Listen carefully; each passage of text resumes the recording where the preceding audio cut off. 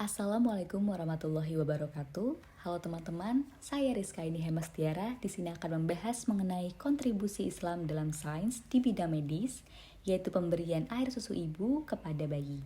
Informasi yang saya dapatkan berasal dari buku Daras Al-Quran dan Sains Modern, lalu artikel yang berjudul The Importance of Breastfeeding Based on Islamic Rules and Quran, dan juga artikel pemberian ASI pada anak dalam perspektif Al-Quran. Mengapa kita perlu membahas mengenai ASI sebagai salah satu kontribusi Islam dalam sains? Seperti yang kita tahu, kita semua berawal dari bayi dan kemudian tumbuh besar. Tapi, kita tidak semata-mata tumbuh besar dengan sendirinya. Oleh karena itu, ASI yang merupakan asupan pertama bayi saat baru lahir berperan sangat penting untuk pemenuhan nutrisi untuk meningkatkan kekebalan tubuh sang bayi. Islam juga ternyata sudah membahas hal ini di Al-Quran loh. Salah satunya dalam surah Al-Baqarah ayat 233 yang berbunyi, ibu-ibu hendaklah menyusui anak-anaknya selama 2 tahun penuh bagi yang ingin menyempurnakan penyusuan. Kewajiban ayah menanggung makan dan pakaian mereka dengan cara yang patut. Seseorang tidak dibebani kecuali sesuai dengan kemampuannya. Janganlah seorang ibu dibuat menderita karena anaknya, dan jangan pula ayahnya dibuat menderita karena anaknya. Ahli waris pun seperti itu pula. Apabila keduanya ingin menyapih sebelum 2 tahun, berdasarkan persetujuan dan musyawarah antara keduanya, tidak ada dosa atas keduanya. Apabila kamu ingin menyusukan anakmu kepada orang lain, tidak ada dosa bagimu jika kamu memberikan pembayaran dengan cara yang patut. Bertakwalah kepada Allah dan ketahuilah bahwa sesungguhnya Allah Maha melihat apa yang kamu kerjakan. Nah, masa 2 tahun ini merupakan rentang waktu emas ditinjau dari segala sisi kesehatan dan kejiwaan bagi bayi. Air susu ibu adalah cairan yang dihasilkan oleh refleks dan hormon, yaitu prolaktin dan oksitosin, yang keduanya adalah hormon yang penting. Selama kehamilan, terjadi perubahan pada hormon yang akan menyiapkan jaringan kelenjar, yaitu alveoli, dari payudara untuk produksi ASI.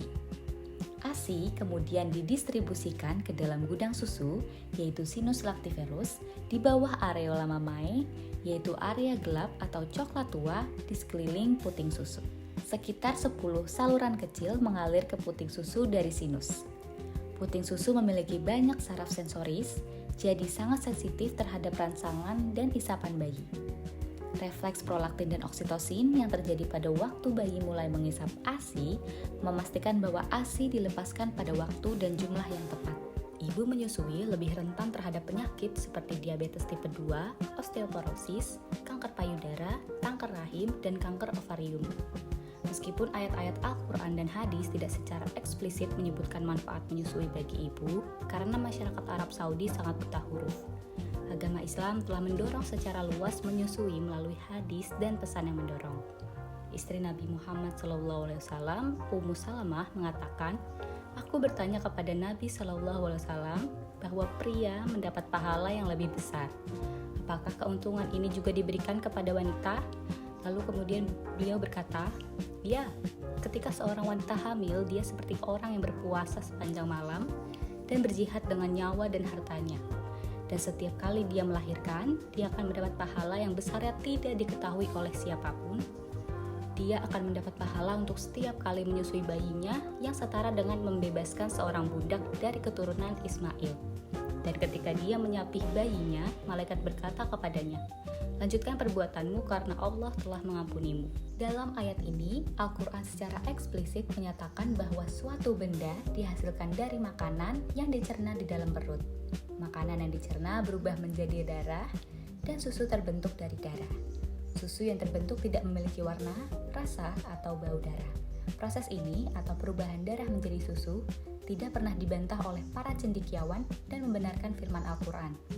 Selain itu, ASI meningkatkan kekebalan bayi terhadap banyak penyakit, yaitu parasit, jamur, bakteri, dan virus, serta melindungi dari penyakit kardiovaskular yang umum terjadi pada orang tua. Dalam hadis lain dari Nabi Muhammad SAW, kita juga mendengar bahwa Allah yang Maha Kuasa menyediakan pasokan yang baik bagi bayi di payudara ibu. Di satu bagian air dan bagian lain makanannya. Sejak kelahiran bayi, dia telah menyediakan pasokan yang sesuai dengan kebutuhannya. Hingga saat ini, ibu disarankan untuk menyusui bayi dari kedua payudara pada minggu-minggu pertama untuk merangsang produksi ASI. Pada minggu-minggu berikutnya, satu atau kedua payudara dapat digunakan sesuai dengan kebutuhan bayi. Di dalam hal ini, penyusui harus dilakukan secara bergantian. Misalnya, jika bayi mulai menyusu dari payudara kiri pada satu kali menyusui, ia harus mulai dari payudara kanan pada kali menyusui berikutnya. Kita bisa melihat bahwa aturan-aturan yang tepat dan terukur ini beserta peringatan yang menyertainya dengan jelas menunjukkan bahwa menyusui dan hak-hak bayi serta ibu sangatlah penting dalam Islam. Maha besar Allah ya teman-teman. Dan semoga informasi ini bermanfaat. Wassalamualaikum warahmatullahi wabarakatuh.